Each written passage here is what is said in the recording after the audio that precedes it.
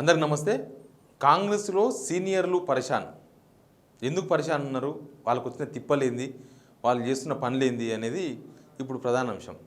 ఎందుకంటే సీనియర్లు అంటే మంత్రులు చాలామంది ఉన్నారు కదా, ముఖ్యమంత్రి పదవుల్లో రేసుల కోసం ప్రయత్నాలు చేసిన వాళ్ళు రకరకాలు ఉన్నారు. వాళ్ళు ఎవరు సంతృప్తిగా ఉన్నట్టు కనబడతలేరు. ఏదంటే అధికారం వచ్చింది 10 సంవత్సరాల తర్వాత అనుభవిద్దాం, ఇక మళ్ళీ ఎందుకు లొల్లి అనే ఒక సర్దుబాటు తప్ప మిగతా అంశాల్లో సీనియర్ అభిప్రాయాలు వేరే ఉన్నాయి. బట్ వాళ్ళు ఏం చేయలేని సిచ్యువేషన్లో ఉన్నారు. అభిప్రాయాలు ఒకటే కాదు, అవి చాలాసార్లు జరిగినాయి, చాలాసార్లు అవన్నీ కూడా మనకు కనిపించినాయి. ఇప్పుడు కొత్తగా కనిపించిందంటే జీవన్ రెడ్డి, ఎమ్మెల్సీ జీవన్ రెడ్డి గారి విషయంలో అదొకసారి మళ్ళీ ఒకసారి బయటకు వచ్చింది. ఎమ్మెల్సీ జీవన్ రెడ్డి గారికి తెలియకుండా డాక్టర్ సంజయ్ జగిత్యాల ఎమ్మెల్యేను బీఆర్ఎస్లో నుంచి కాంగ్రెస్లో చేర్చుకున్నారు. ఆ విషయం తెలుసు. తర్వాత ఆయన అసంతృప్తి వ్యక్తం చేసినారు, ఢిల్లీకి పోయినరు. ఢిల్లీ కన్నా ముందు కొంతమంది పాత కాంగ్రెస్ వాళ్ళు, సీనియర్లు అంటే పాత కాంగ్రెస్ వాళ్ళు, శ్రీధర్ బాబు, బట్టి విక్రమార్క ఇట్లాంటి వాళ్ళు పోయి జీవన్ రెడ్డిని బుజ్జగించే ప్రయత్నం చేసినారు. వాళ్ళు జరిగిన టాక్, వాళ్ళందరి మధ్య జరిగిన చర్చ చాలా ఇంపార్టెంట్. ఏంటంటే కాంగ్రెస్లో వ్యక్తులు ఇంపార్టెంట్ కాదు, మనం పాత పార్టీ వాళ్ళం, ఒరిజినల్ పార్టీ మనమే, మిగతా వాళ్ళు కాదు. మనం వ్యక్తులను చూసి నిర్ణయాలు తీసుకోవద్దు, పార్టీని కాపాడుకునే బాధ్యత మన మీద ఉందని జీవన్ రెడ్డి సరిదిప్పే ప్రయత్నం చేసిండ్రు. ఆయన కొంత మెత్తబడ్డాడు అప్పుడే. తర్వాత ఢిల్లీకి పోయినరు. ఢిల్లీకి పోయిన ముందు సెక్రటరీలో ఈ సీనియర్లు అందరూ కూడా మీటింగ్ పెట్టుకున్నారు. ఉత్తమ్ కుమార్ రెడ్డి, శ్రీధర్ బాబు, బట్టి విక్రమార్క, ఈ సీనియర్లు అనుకునే వాళ్ళు, ఒరిజినల్ కాంగ్రెస్ వాళ్ళందరూ కూడా మీటింగ్ పెట్టుకున్నారు అదే రోజు. అక్కడ జరిగిన చర్చ కూడా ఏం జరుగుతుంది, కాంగ్రెస్లో ఎవ్వరికీ తెలియకుండా ఈ చేరికలు జరుగుతున్నాయి, ఎవరిని సంప్రదించకుండా, ఎవరిని చర్చించకుండా ఏమేమో జరుగుతున్నాయి, కాన్స్టిట్యున్సీల్లో కూడా జరుగుతున్నాయి.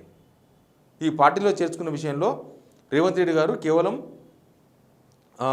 పొంగులేటి శ్రీనివాసరెడ్డి, వేం నరేందర్ రెడ్డి వాళ్ళు ఇద్దరు ముగ్గురు కలిసి మాట్లాడుకొని డీల్ చేసి వాళ్ళని చేర్చుకుంటున్నారు తప్ప ఈ చేరే వాళ్ళు వీళ్ళని సంప్రదిస్తలేరు, వీళ్ళు చేర్చుకునే వాళ్ళతో వీళ్ళు మాట్లాడతలేరు, అసలు రేవంత్ రెడ్డి చేర్చుకునే ముందు వీళ్ళతో కూడా మాట్లాడతలేరు.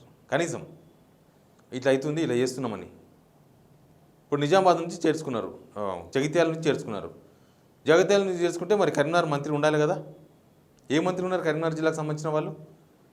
శ్రీధర్ బాబు ఉన్నాడా అక్కడ చేరిక విషయం టైంలో? లేకపోతే పొన్నం ప్రభాకర్ గారు ఉన్నారా? ఎవరు లేరు.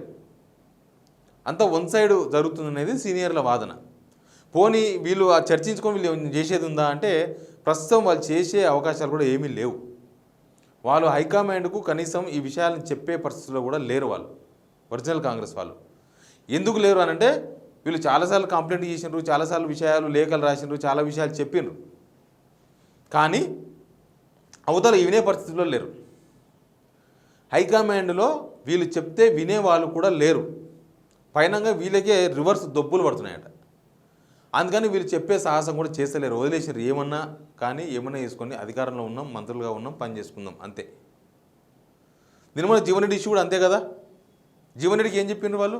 ఢిల్లీ పిలిపించుకొని ఆడెవరో పార్టీ పెద్దలు ఇక్కడ ఉండే దీపదాస్ మున్షి అక్కడికి పిలిపించి అక్కడ ఎవరో కల్పిస్తే వాళ్ళు ఏం చెప్పిండ్రు, పార్టీలో చేరికలు ఉంటాయి, మూసుకొని కూర్చో.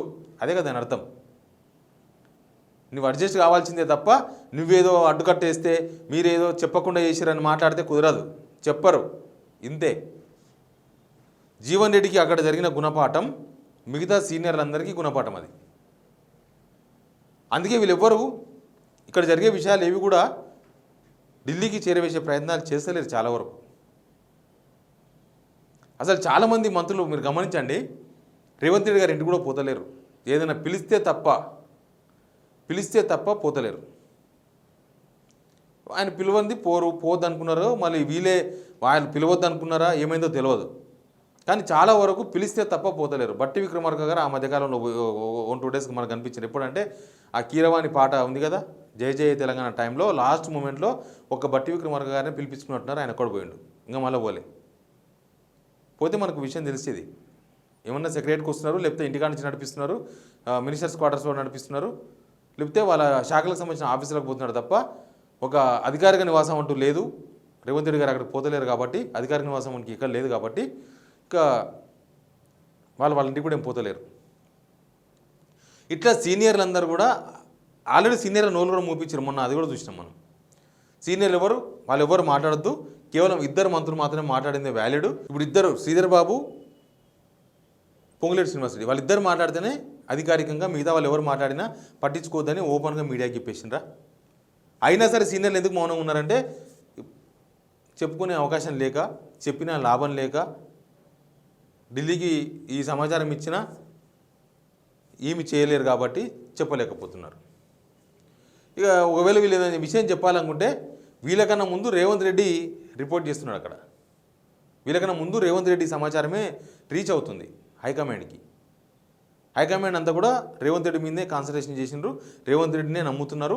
రేవంత్ రెడ్డి చెప్పేదే అక్యురేట్ ఇన్ఫర్మేషన్, రేవంత్ రెడ్డి చెప్పేదే అఫీషియల్ సమాచారం అని ఢిల్లీ వాళ్ళు నమ్ముతున్నారు బహుశా.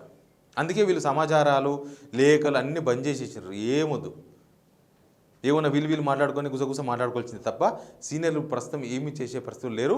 ఈవెన్ పార్టీ క్యాడర్ కూడా, ఒరిజినల్ పార్టీ క్యాడర్ సైలెంట్ అయిపోయింది. ఎక్కడెక్కడి నుంచి వచ్చిన వాళ్ళందరూ కూడా అటు పొంగులేటి ఇంటికి పోతే పని అవుతుంది, రేవంత్ రెడ్డి గారి ఇంటికి అయితే పోతే కలవరు, లేకపోతే ఇంకెవరన్నా వేమనాథ్ రెడ్డి ఇంటికి పోతే పనులు అవుతాయి తప్ప వీళ్ళ దగ్గరకు పోతే లాభం లేదని వీళ్ళ దగ్గరకు వచ్చే వాళ్ళు కూడా తక్కువైపోయారు. ఏదో వీళ్ళ నమ్ముకున్న కార్యకర్తలు ఉంటారు కదా, వాళ్ళు వీళ్ళు కొంతమంది వస్తుంది తప్ప వీళ్ళ శాఖలకు సంబంధించిన పనులు తప్ప మిగతా పనుల విషయంలో వీళ్ళు కనీసం ఇన్వాల్వ్ అయ్యే అవకాశం కూడా లేదు. అట్లాంటి సిచ్యువేషన్ ప్రస్తుతం కాంగ్రెస్లో నడుస్తుంది. అందుకే సీనియర్ నేతలు నమ్ముకొని మిగతా క్యాడర్ కూడా ఎవరు వాళ్ళకి పోయే ధైర్యం చేస్తలేరు. వాళ్ళు ఇక్కడ జరిగే పరిణామాలను ఢిల్లీకి చేరవేసే ప్రయత్నం కూడా సీనియర్లు ఎవరు చేస్తలేరు. ప్రస్తుతం రేవంత్ రెడ్డి గారు ఏం చేస్తే అదే కరెక్ట్ అనే పొజిషన్లో హైకమాండ్ ఉన్నట్లుగా ఒరిజినల్ కాంగ్రెస్ నేతలందరూ కూడా చెప్తూ ఉన్నారు. మనం ఈ మధ్యకాలంలో చూసినాం, లోక్సభ ఎలక్షన్స్కి ముందు ఇంకా 34 మందితో కార్పొరేషన్స్ అని ఒక లిస్ట్ వచ్చింది. ఆ లిస్ట్ ఏందో, దానికి ఒక జీవోలు ఏందో అసలు ఏమీ లేవు, అసలు అది వ్యాలిడే కాదంట. ఆ 34 మంది వాళ్ళు ఇక్కడ ఆఫీస్కి పోయింది లేదు, ఎవరు చార్జ్ తీసుకున్నది లేదు, ఎవరికి ఆ కార్పొరేషన్ చైర్మన్స్గా బాధ్యతలు తీసుకున్నది లేదు. అవన్నీ రద్దయిపోయి కొత్తది ఇస్తారంట మళ్ళీ ఇప్పుడు. అట్లా ఉంది సిచ్యువేషన్. కనీసం దానిలో ఆ లిస్టులో కనీసం మంత్రులు ఇచ్చిన జాబితా ఏది, మంత్రులు చెప్పింది ఏది కూడా దానిలో లేవు. అంతే స్వామి గారి దయనే అన్నట్టు ఎవరు ఏమనుకుంటే వాళ్ళు ఏమనుకుంటే అవే పేర్లు వచ్చినాయి. దానిలో చాలామంది పార్టీకి సభ్యత్వం లేని వాళ్ళ పేర్లు వచ్చినాయి అనేది ఫస్ట్ నుంచి ఉన్న చర్చ. ఇట్లా కాంగ్రెస్లో ఉన్న ఒరిజినల్ కాంగ్రెస్ నేతలు, సీనియర్ కాంగ్రెస్ నేతల పరిస్థితి కాంగ్రెస్ పార్టీలో ఇట్లా ఉంది. Please subscribe signal TV.